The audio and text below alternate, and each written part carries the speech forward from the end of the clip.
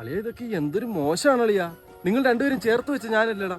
ഇപ്പൊ എന്നെ നിങ്ങളുടെ കണ്ണിന് കാണണ്ടോടാ. അളിയ അങ്ങനെ അല്ല അളിയ, ഞാൻ ഇവന് വീട്ടിൽ കൊണ്ടുവിടാൻ പോയി. അപ്പൊ ഇവന് എന്നെ വീട്ടിൽ കൊണ്ടുവിടണം. അപ്പൊ ഞാൻ ഇവന് വീട്ടിൽ കൊണ്ടുപോയാൻ പോയപ്പോ തിരിച്ചു വന്നപ്പോ നീ കണ്ട്. അതാണ് ഇപ്പൊ സംഭവിച്ചത്. മനസ്സിലായ എന്തെങ്കിലും?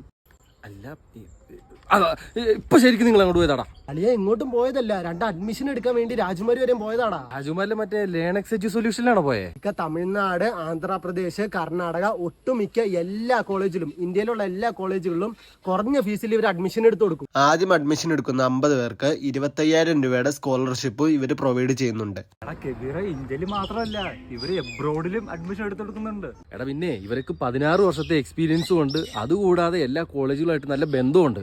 പിന്നെ മെഡിക്കൽ സ്റ്റുഡൻസിനുണ്ടല്ലോ 100% പ്ലേസ്മെന്റ് അസിസ്റ്റൻസും ഉണ്ട്. ഇന്ത്യയിലെ എവിടെയാണെങ്കിലും ഫ്രീ ക്യാമ്പസ് വിസിറ്റ് അവർ പ്രൊവൈഡ് ചെയ്യുന്നുണ്ട്. അങ്ങനെ കോളേജ് നേരിട്ട് വിസിറ്റ് ചെയ്ത് അവിടുത്തെ മാനേജ്മെന്റായിട്ട് സംസാരിച്ച് ഇഷ്ടപ്പെട്ടാൽ അവിടെ അഡ്മിഷൻ എടുക്കാനുള്ള സൗകര്യമുണ്ട്. അതെ അല്ലേ?